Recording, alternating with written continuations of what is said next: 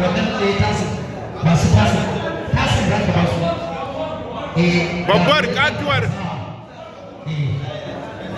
kuma muna bukata ya mana kara